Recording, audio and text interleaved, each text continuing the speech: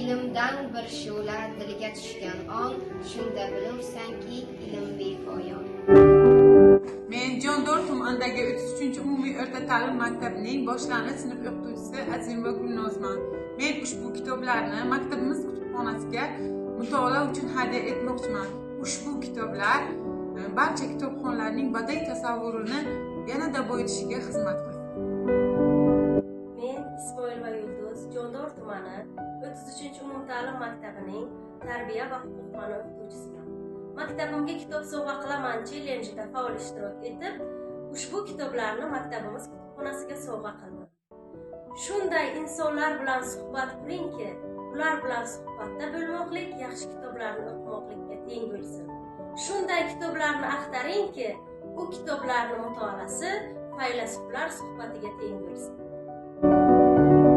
Men Hasan va Kumushnabiyevna 33-maktabning ona tili va adabiyot fani o'qituvchisiman.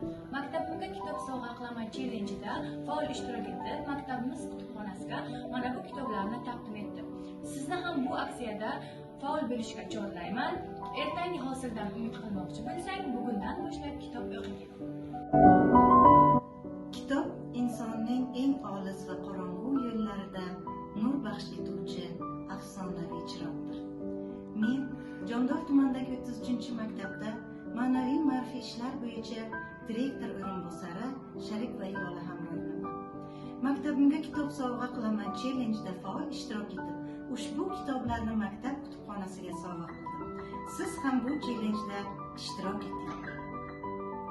Men Jondor tumani 33-umumiy o'rta ta'lim maktabining matematika fani o'qituvchisi Shamsiyeva Shahzoda. Maktabimga kitob sovg'a qilaman chellenjida ushbu kitoblarni maktabimga hadya qildim. Kitob hayotning eng olis va qorong'u yo'llariga nur baxsh etgan afsonaviy chiroq.